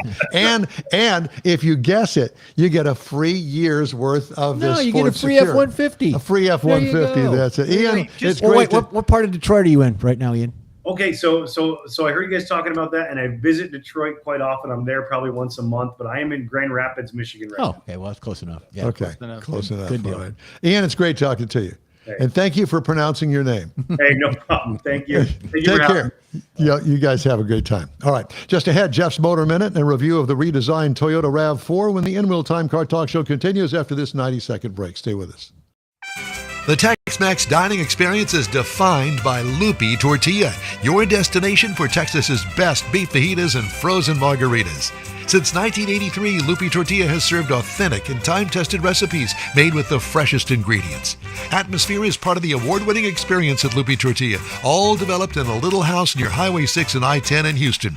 Visit any of the Lupi Tortillas and you'll see the same attention to detail in each and every location. Start your Lupi experience with queso flammeado and guacamole, along with a classic frozen margarita. Dine on famous Lupi beef and chicken fajitas or pepper shrimp brochette, or a fish or vegetarian entree, and finish with a scrumptious flan for dessert. Find Lupi Tortilla in Houston, College Station, Beaumont, Austin, San Antonio, and Dallas-Fort Worth. There's a Texas location near you. The recipes are authentic and time-tested. The ingredients always fresh. Lupi Tortilla. Eats pretty good. Apple or Android, In-Wheel Time podcast can be found everywhere, on the stream and through downloads. Whether you're on the road or at home and searching for a fun car talk show, give In-Wheel Time a try. Honest new car reviews, fun, informative interviews with real car people, weekly automotive news, features like Jeff's Car Culture, Mike's Driving Destinations, all on In-Wheel Time. Check us out on SiriusXM Podcasts, iHeartRadio, or while you're shopping on Amazon through Amazon Music. InWheelTime.com has a list, so check us out. Oh, welcome back. Sorry. I got up to check, make sure that the TV wasn't on in some other room. Didn't I? Yeah. Were you hearing voices again? No, Jeff was. I was. I said, do you have a TV on in the next room? So Welcome back to the In-Wheel Time Car Talk Show. Time now for the Motor Minute, there Jeffrey. we go. Here's something we've been wanting to talk about for a little bit, but the Houston Autorama closes after a long tradition.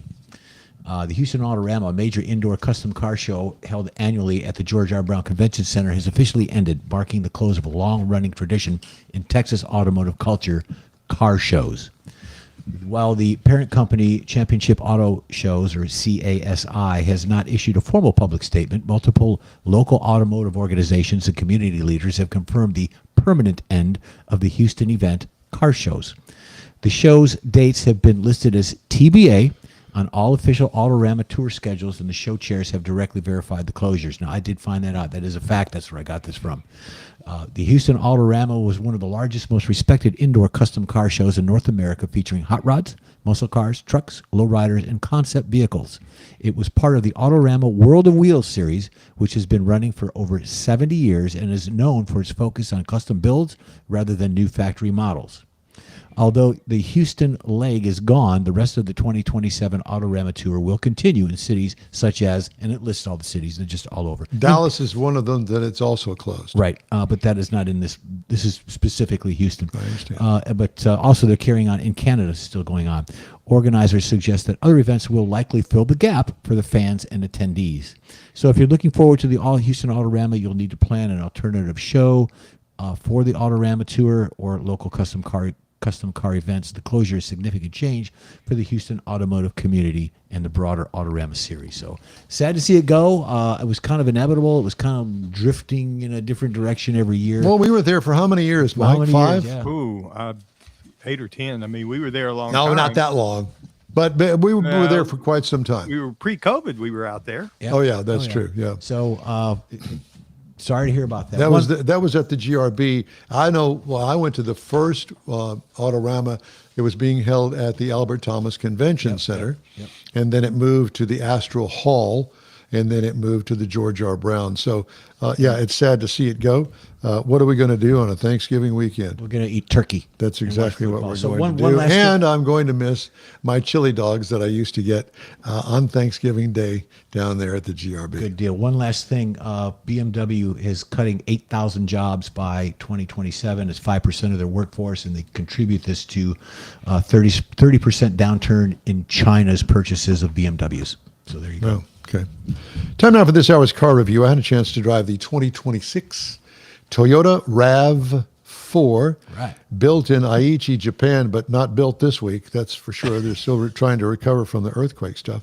Here are the trim levels. They are available in the SE, the Woodland, the XSE, and the GR Sport, top of the line. I had the GR Sport. This is a plug-in hybrid all-wheel drive that I had. Small SUV, seats 5.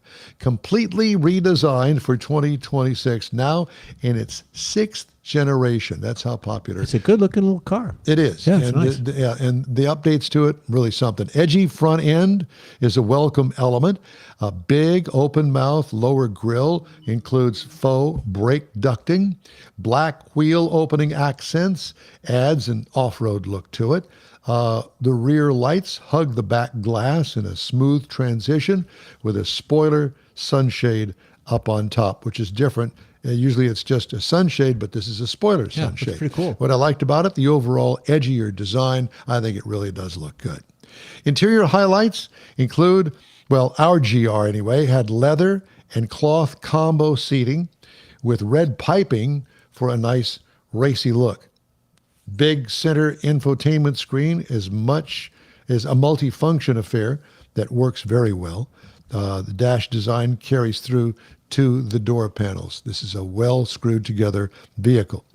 The cargo is competitive with others in its class with only 2 rows of seating. Used to have a 3rd row option. They've done away with that because it's just too cramped back there. It makes absolutely no sense. What could use improvement? Absolutely nothing. Good looking vehicle all the way around. Engine is a 2.5 liter 4-cylinder that when combined with the electric motor, remember now this is a plug-in hybrid, the one that I had, it gets 324 horsepower combined. Runs a CVT transmission. Tow rating is only 1,305 pounds. That's not what this is meant for. Miles per gallon, 86 miles per gallon electric. Gas and electric combo gets 37 miles per gallon on the gas only. I got 83.1 miles per gallon electric over 355 miles. But remember, the electric is only good for a very short period of time. It is a plug-in electric hybrid. What I liked about it, it can drive up to 52 miles on a full charge on the electric without the gas kicking in. And what could use improvement? Well, I used 70% of its full charge over 40 miles. That's doing the highway. And I plugged it in at work, and I plugged it in at home. And so I basically drove for free. Well, except for the price of the electricity. Ride and handling, the GR Sport offers a little more feel to it. but it is still a family SUV. What could use improvement? Nothing, because of the different trim levels offered. The base trim price on this GR plug-in hybrid is $48,500. Price is tested $51,335. That's pretty expensive. Now you can get into one with just a plain gasoline engine 4-cylinder for $42,950. I don't want to discourage you from putting it in the mix if you're shopping for an SUV like this. Competitors: Hyundai Tucson plug-in hybrid. It goes for $40,325 as a starting price. The Kia Sorento plug-in hybrid starts at $48,290, and the Ford Escape plug-in hybrid starts at $35,400. That's the plug-in hybrid, and those are the competitors to it. I think I'd look at that. Hyundai Tucson starts at $43,325. Or just get the non-plug-in hybrid part of it. And aren't they going to discontinue the Escape? Isn't Ford putting that aside? Something comes to mind that they're not building that anymore. You're asking me to remember that? Yeah. No, I don't remember that. Tune in next week for the answer. Yeah, or not. In the next half hour, I'm going to do another car review, the Lexus IS 350, which I won't tell you right now, but I will tell you that I liked it. Find out how much I liked it when you tune in for the next car review. Stay tuned. In the next segment. There's that. But I love the redesign on this. Is that the one you showed Kathy? The Lexus? Last night? Yeah. No. Oh. No, the Lexus that I'm currently driving is $120,000, and it is the Lexus GX. Mr. Mars? Yes. This thing is a brick with wheels and a motor. A moving brick. And oh my God, the ride on this thing, it is unbelievably good. I'll tell you that right up front. And I'll say it in my review, which will be next week? Maybe. No, a week after next. Already got one for next week. So anyway, that's my review of the Toyota new RAV4 plug-in hybrid. Thank you for asking. Yeah. And again, Laura's looking at one today, as a matter of fact. Not a plug-in, but she's looking at the RAV4. Yeah, well, that's a good one because, it is cutting-edge design. And she deserves it. She hasn't had a new car in a while. No, she does, yes. Agreed. Yeah. All right. It's time to take a break. And when we come back, we're going to do all sorts of wonderful things that you're really going to like. Am I going to tell you what they are? It's going to be a surprise. I got to tune in because I don't know what he's talking about. Yeah, me either. More coming up after this break. Stay with us. Your car is a direct reflection of you, so don't be satisfied with color fade or a dingy, dull appearance. Get rid of those terrible automated car wash scratches.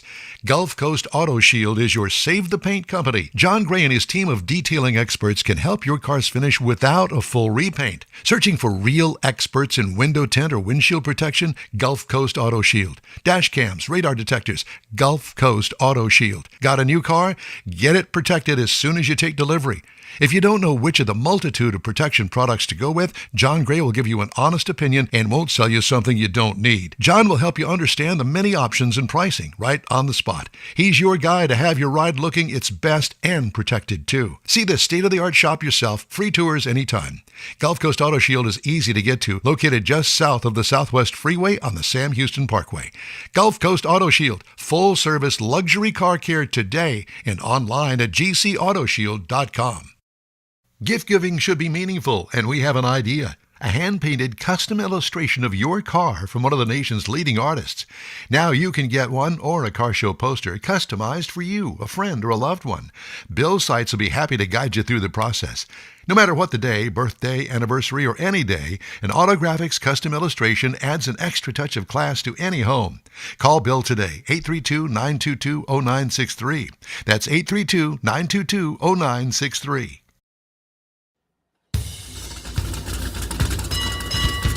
And welcome to the In Wheel Time Car Talk Show. Just ahead, this week's recalls and our Hemmings.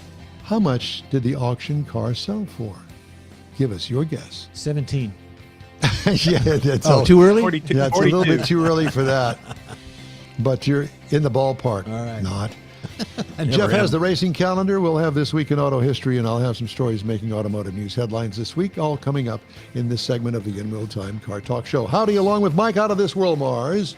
We always need more Jeff Zekin. David Ainsley is listening to every word I'm saying, and I'm sure as soon as the show is over, he'll call me and say, Don, why did you do that? Is he writing it down? Probably. He doesn't have to. He can still remember it. All of it. Yeah, he said he doesn't take off only on days that end in Y. There's that. He is listening. All right, so let's do some recalls, shall we? This one kind of a surprise, but it's not that big of a deal, I don't think. Give us the initial of the car company and we'll tell you. That would be, it would be STLAM.MI. Stellantis Manufacturing? I think that you're pretty close. All right. They said Friday it is going to recall 1.5 million 1,500 Ram pickup trucks worldwide over a seat belt issue. Recall covers 2019 to 2026 Ram 1,500 vehicles that may have been built with a second row center or second row driver seat belt buckle anchor that was not properly attached to the vehicle body. Wow. And I'm going to ask you to repeat what I just said. It's either the front seat belt or it's in the back seat, third row, unable to attach it. Well, there is no third row in a pickup truck that I'm aware of. There's the reason why it doesn't work. I see. So elsewhere in recalls this week, steel wheels may crack and separate in the Jeep Gladiator and Jeep Wrangler for 2026. Oops, I missed that weld. Yeah. Yeah. I saw a Jeep Cherokee, I guess it was, and it was rumbling. It had dual exhaust. It was, I think it had the big motor in it. Oh, probably. It was fairly new. It was Winter may damage the rear view camera, and it is being recalled by Land Rover, and it is the Discovery model for 21 to 25. We need to worry about that. Water damaged rear view camera. And lastly, but not completely, is the engine compartment fire that has been noticed by the Ford Motor Company for 21 to 26 Ford Broncos. Oh, boy. So we don't want to have an engine compartment fire, and if it's those, even though it doesn't say, I think I'd park it outside for a We while. parked next to a Bronco at the restaurant last night. It was a nice vehicle. It was all lifted, big tires, very shiny. Man, they're expensive. Yeah. Okay, time now for our Sold Car Roundup game. If you'd like, you're more than welcome to play. What is the address to get in to play the game, Mike? Actually, you can go to either YouTube or Facebook, the chat, and we can pick it up through there. Okay, we'll do that. Because we Wherever you usually want. have George joins us, and Jeff Heitzman joins us, and the Lusk family joins us, so you can join us too I and think play along. Mr. Ainsley might be. And maybe Ainsley, Could be, if yeah. he's still listening. yeah, He yeah. probably fell back asleep. I haven't seen Jeff today, but he may be out there. Okay. So here we go. A 1964 Buick Wildcat convertible. Oh, priceless. You cannot fit that in your garage. I don't care. But boy, I'd buy a I'll tell house you to put what, that I around. would love I'd to knock have walls that. down. Huh? I'd knock a wall down to park. Yeah, exactly. But great big V8 motor in it. And this is a fun car. This would be a car to take on the hot rod tour of Texas. I'm going to say 15,000. 15,000. Don't say a word. I'm not. Okay. I just said 15,000. That's all. Karnak the Great is not going to give it away. Jeff Heitzman is here, and he guesses $40,000 is what it sold for. What is your guess? The Lusk family says $27,000. Okay? And of course, George. Says $16,999. And 95 cents. Well, you know, it is the Lusk family. So, and this I would consider a family vehicle. I would too. Yeah, because there's two in the front. You might be able to squeeze three in there. But But even that though- size, you could push 3 into the back seat easy. Even though it's a family vehicle, Three. I'm the only one driving it. Nobody else. You could put the entire 9 children in the back seat. In the trunk. Yeah, it sold for $21,000. So the Lusk family wins that bidding episode. Next up, a 1972 Volvo 1800.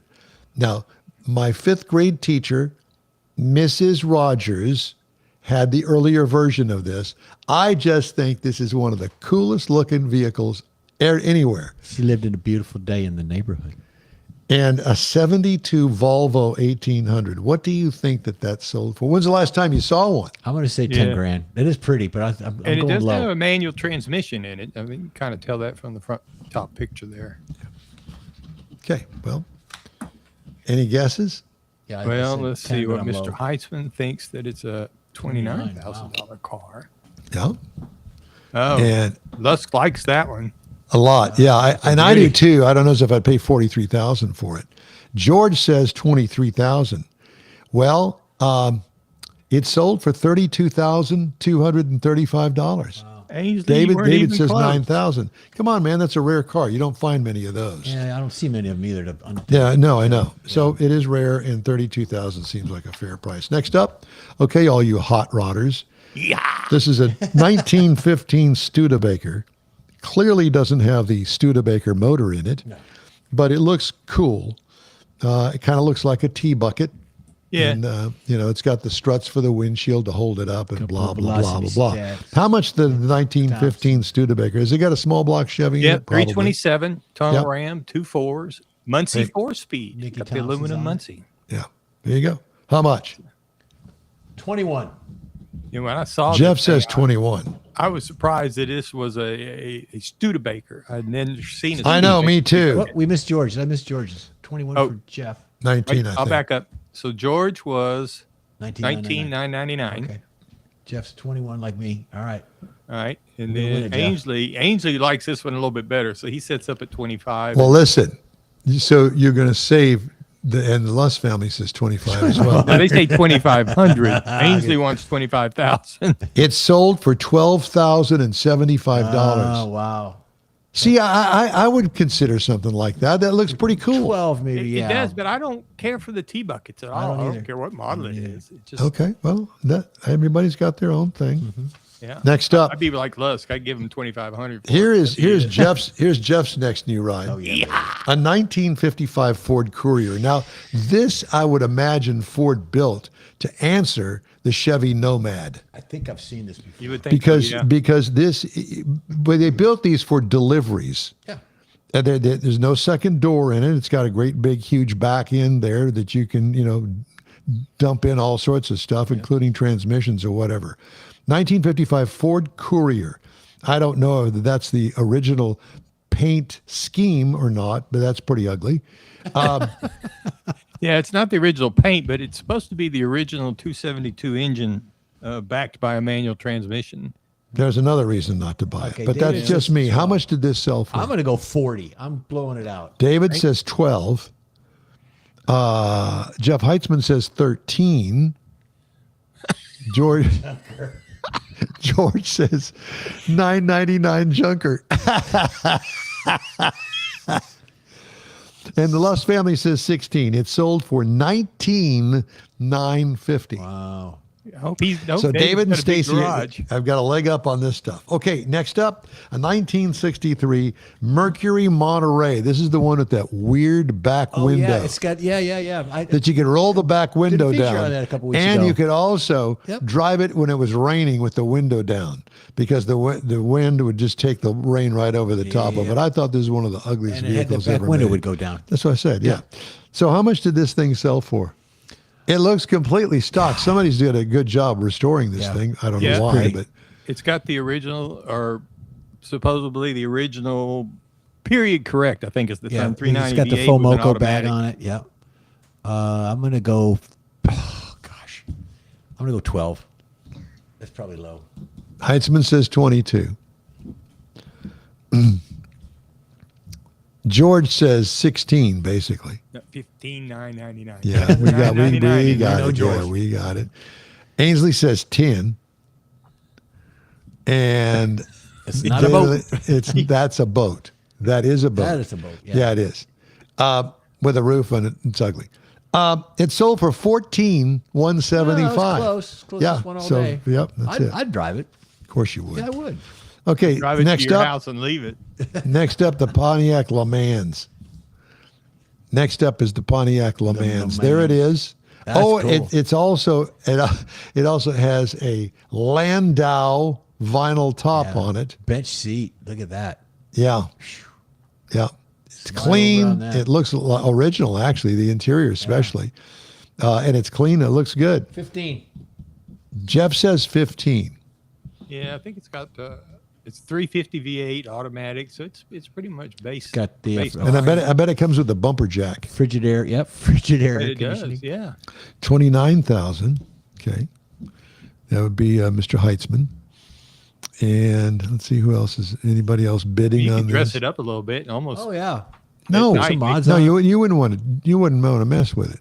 Okay, Well, I guess probably the not other unless you were trying to fake. Ainsley says 11,000, and the Lusk family. Oh, there's George 13,000. You the man. You the That's man. right. And David and Stacy say 68,000. Wow. Well, it sold for 14,700. Woohoo, close to that one, too. $14,700. See, I would consider something like that. Take that ugly vinyl top off of it. Next up, the 67 Mercedes-Benz 250 SL. I had to throw this in there. Kind of a rare find. 67 Mercedes-Benz 250 SL. It's got the stacked headlights on it. And I guess you can take the roof. Well, you can. You can take that hard top roof off of it. Yep. I guess does it have a soft top as well? I don't know. Yes, it does. It does have a soft top. Okay. So how much? This David, the Lusk family says 68. I 68. say 32. 32. He says 68. Okay.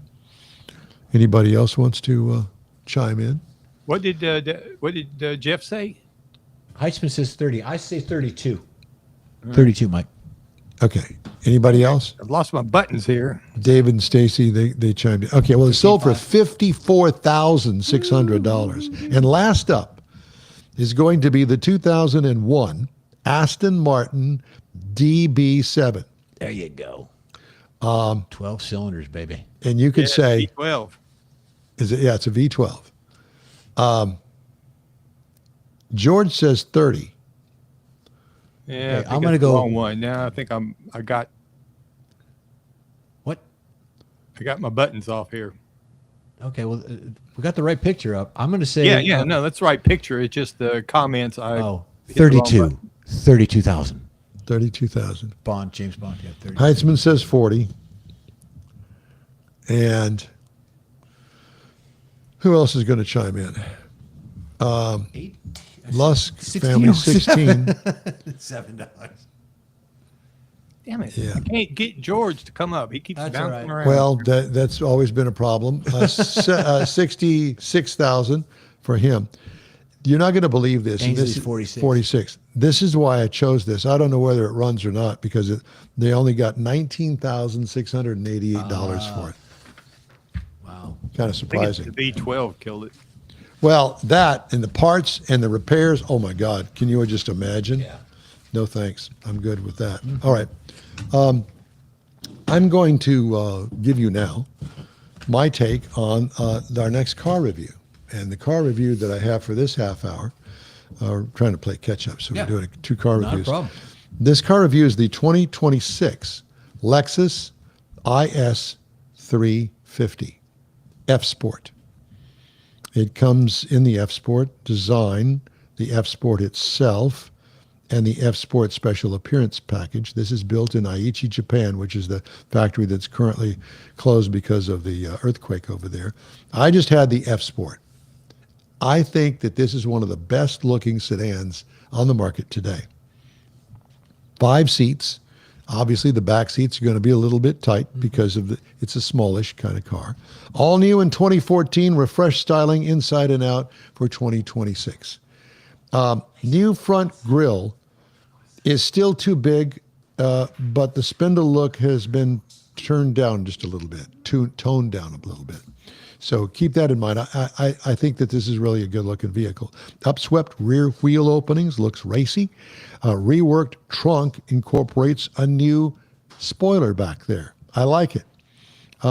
Dual exhaust exits below the black painted panel. What I liked about it overall, the body tweaks are spot on. I don't think anything could use improvement. Good-looking wheels. Yep. Red calipers.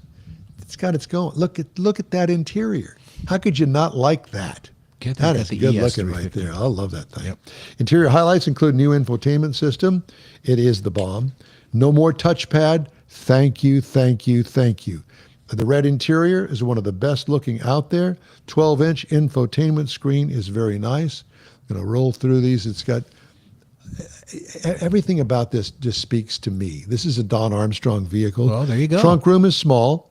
What I liked about quality, design, and materials, top notch in this thing. There's the phone charger. What could use improvement? Some of the screens are a little bit difficult to find. This is a note that I wrote to myself. This is an old school 3.5 liter V6 naturally aspirated that turns out 311 horsepower, 280 pound-feet of torque. Not a ton of horsepower, but this is an everyday driver that looks good. 8-speed automatic transmission, gets 19 miles per gallon in the city, 27 on the highway for a combined of 22. Guy got 27.2 miles per gallon over 347 miles. What I liked, no turbo lag because it doesn't have any, normally aspirated. It could use a little bit more horsepower. Don't touch it. I like it. It's fine. Leave it alone. Run it forever. Ride and handling, sporty, but not too rough or stiff. What could use improvement in the ride and handling department? Nothing. Base trim price, $47,950. Price is tested $60,473. The base model price, $45,500. Competitors, BMW 3 Series, $48,000. Mercedes-Benz C-Class, $49,000. These are base prices now. And the Genesis G70, $43,450. And that's my review. Next week, Hyundai Elantra Hybrid. Thank you for joining us. You called the engine old school. I would call it reliable because it, even though it's been around a while, it's reliable. That's why it's been around a while. Proven. There you go. Better word, proven. All right. Just ahead, racing calendar, and Mars has This Week in Auto History. Stay with us on the In-Wheel Time Car Talk Show. Back after this. The Tex-Mex dining experience is defined by Loopy Tortilla, your destination for Texas's best beef fajitas and frozen margaritas. Since 1983, Loopy Tortilla has served authentic and time-tested recipes made with the freshest ingredients. Atmosphere is part of the award-winning experience at Loopy Tortilla, all developed in a little house near Highway 6 and I-10 in Houston. Visit any of the Loopy Tortillas and you'll see the same attention to detail in each and every location. Start your Loopy experience with queso flammeado and guacamole, along with a classic frozen margarita. Dine on famous Loopy beef and chicken fajitas or pepper shrimp brochette, or a fish or vegetarian entree, and finish with a scrumptious flan for dessert. Find Loopy Tortilla in Houston, College Station, Beaumont, Austin, San Antonio, and Dallas-Fort Worth. There's a Texas location near you. The recipes are authentic and time-tested. The ingredients always fresh. Loopy Tortilla. Eats pretty good.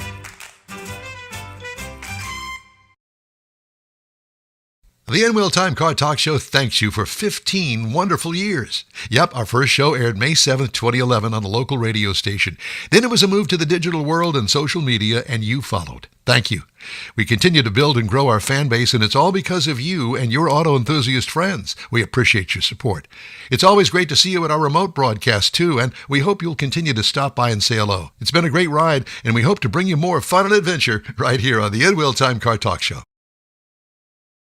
Is on the air 10 to noon Central Time. Listen and watch on InWheelTime.com, Facebook, and YouTube. And if you miss it, you'll be able to connect through a podcast from your favorite podcast channel anytime. Time now for the racing calendar, sponsored by the Texas Muscle Car Club Challenge. Thank you for that. NASCAR is off this weekend. Formula One is off until the 23rd of August. Indy is off until the 9th of August. And NHRA is off until the 20th of August. Is this some sort of holiday that I missed? It's just a break, summer break.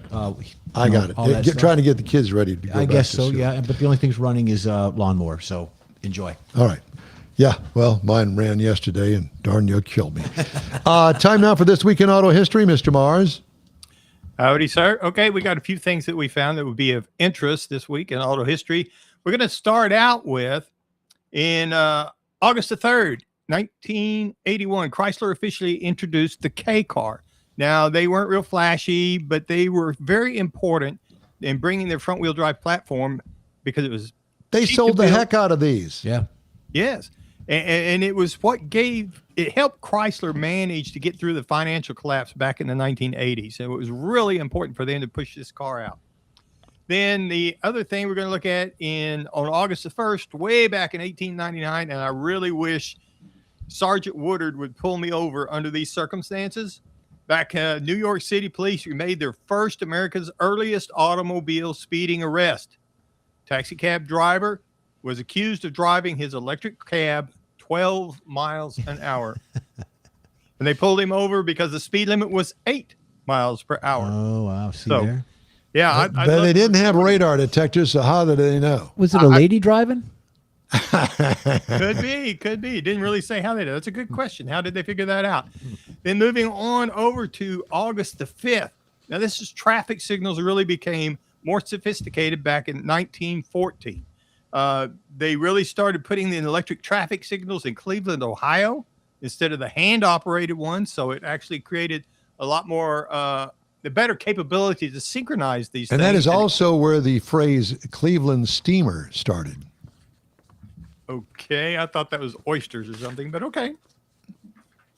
Then looking again up here at August the 6th, back in 1926, the last piece of Route 66 was actually approved and put into position. Now, this took several years to put this highway together, but really to go from Chicago out to the left coast, and it became a very famous highway. It still is. There's still a lot of people go out and try and find and drive sections that are still available. I was in Springfield one year when they were doing, it was considered the middle point, and it was a big celebration, and I was doing some stories there on Route 66, and it was really interesting to see that particular area because everybody just kind of skips Springfield and goes on.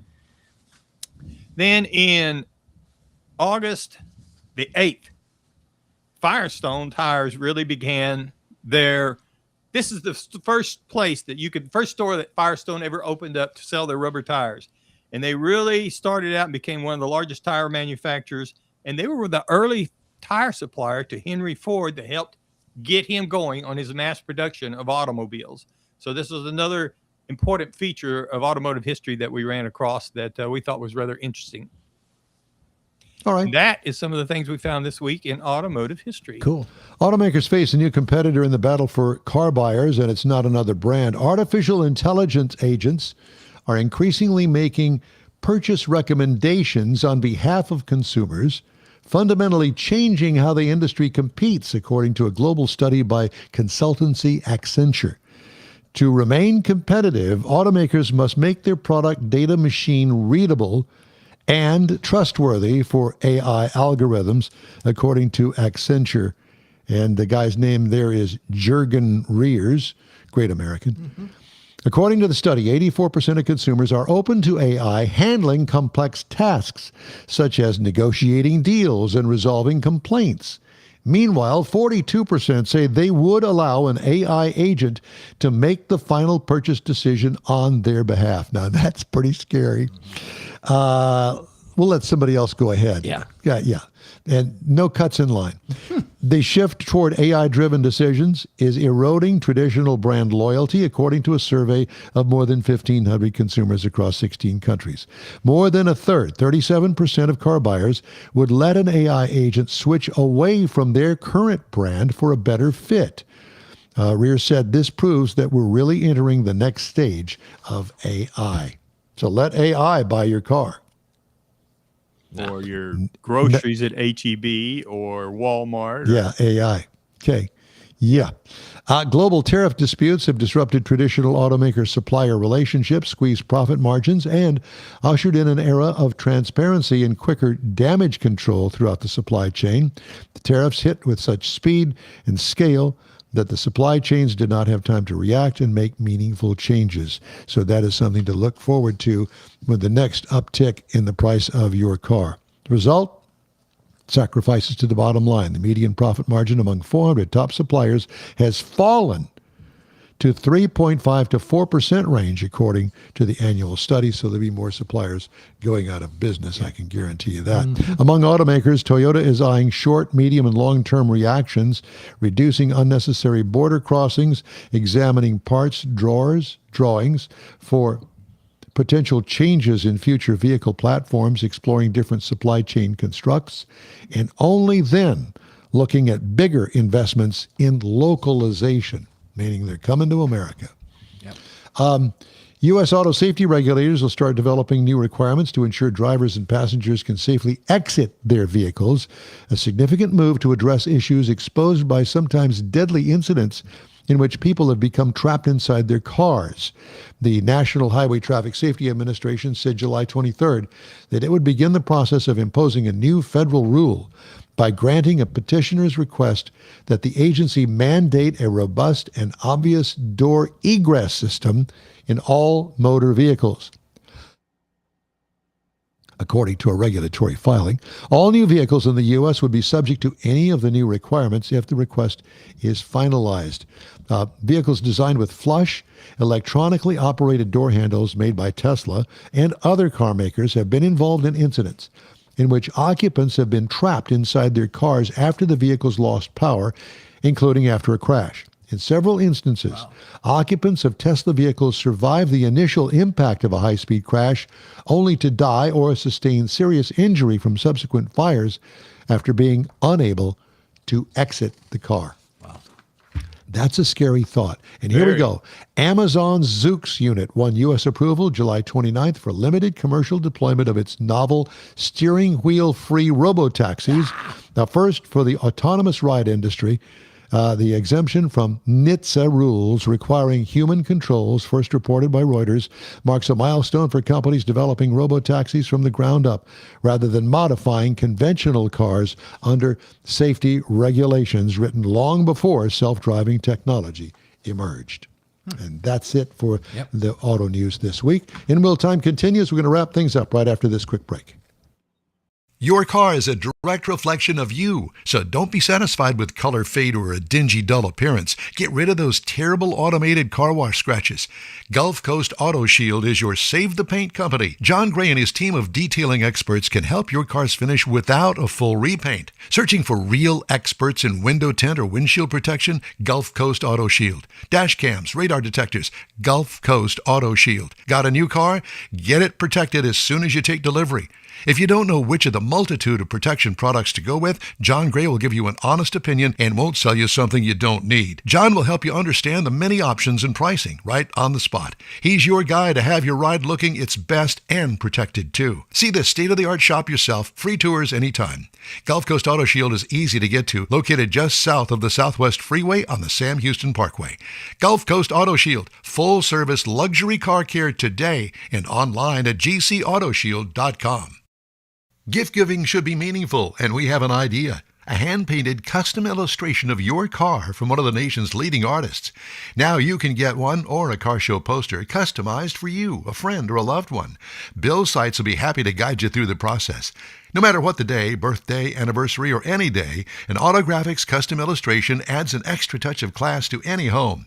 Call Bill today, 832-922-0963. That's 832-922-0963.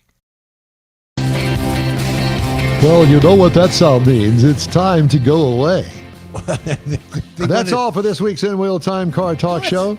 They wanted to hear that 10 after we started. Yeah, So they go away. There's that. Hey, we're always looking for new, informative, and great automotive things to bring to our global audience. If you have an idea, event, road trip, or tall tale you'd like to blab about, let us know. Our email address is info@inwheeltime.com. Hey, you can find the In Wheel Time Car Talk Show 24/7 on the In Wheel Time app and website. Grab a podcast from your favorite podcast store. We video stream our live show every Saturday, 10 to noon on Facebook, YouTube, and InWheelTime.com. The In Wheel Time video coordinator is We Always Need More, Jeff Zekin. For booking agent and video editor, Mike Out of This World Mars. And chief engineer David Ainsley. I'm Don Armstrong. Thanks to our show contributors, Jeff Heitzman, George Skelton, and the Lusk family. Be sure to join us again next Saturday from our Dual City studios in Texas, USA, 10 to noon Central Time. Thanks to all of our guests today. Hey, have a great weekend. Have a safe weekend as well. We hope you'll join us again next weekend on the In Wheel Time Car Talk Show. See you then.